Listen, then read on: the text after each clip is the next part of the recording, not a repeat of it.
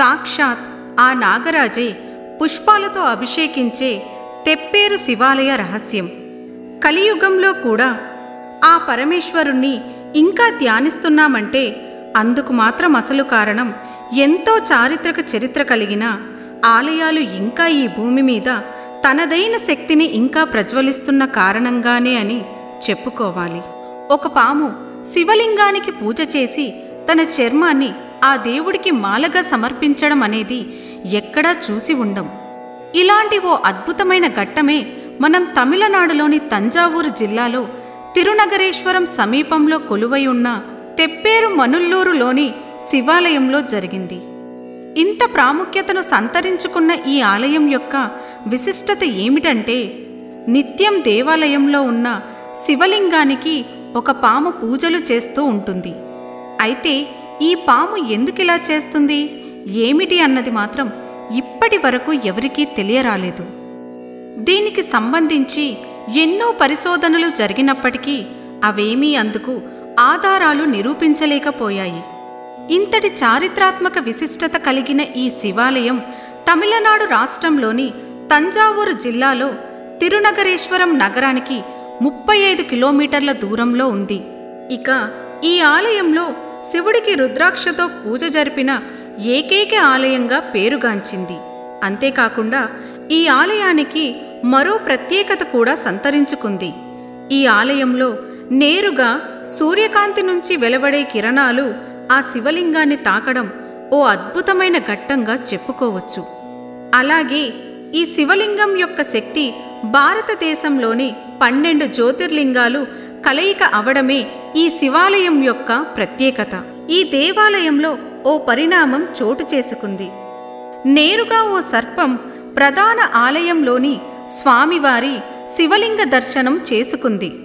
అటు పిమ్మట ఆ సర్పానికి అక్కడి పూజారులు, అక్కడే మరికొంతమంది భక్తులు ఆ సర్పానికి పాలు సమర్పించారు. ఆ పాలు తాగిన ఆ పాము కాసేపటి తర్వాత అక్కడి నుండి వెళ్ళిపోయింది.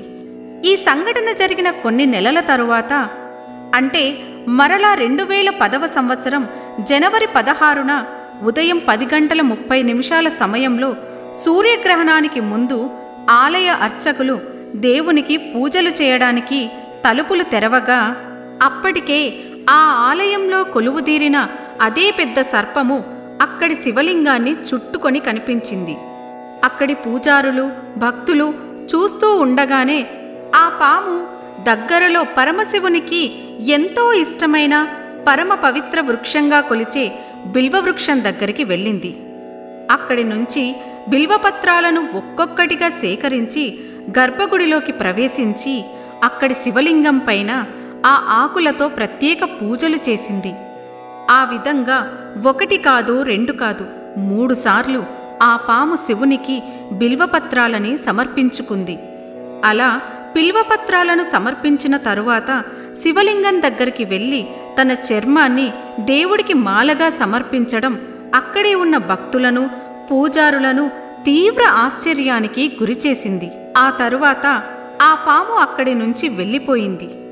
ఆ పాము అక్కడ ఉన్న ఎవ్వరికీ ఎటువంటి హాని చేయకపోవడం ఆ పాము కుండలిని శక్తి అని పిలిచే నిశ్చలమైన శక్తిని సూచిస్తుంది. ఈ అద్భుతం అందరి భక్తుల్లో ఒక పరమ పవిత్రమైన సంకల్పంగా మిగిలిపోయింది. అప్పటి నుంచి ఈ దేవాలయం ప్రాముఖ్యత దేశమంతటా వ్యాపించింది. ఈ విశిష్టమైన సంఘటన తరువాత అగ్రహారంలో పురుషులందరినీ నాగా అనే పేర్లతో వచ్చే నాగరాజన్, నాగలింగం, నాగరాజు, నాగనాథన్ అనే ఎన్నో పేర్లతో పిలువబడుతున్నారు. అప్పుడే పుట్టిన మగపిల్లలకి అలాంటి పేర్లు పెడుతూ ఆ దేవుడిపై తమకున్న నమ్మకాన్ని, విశ్వాసాన్ని ఈ విధంగా నిరూపించుకుంటున్నారు.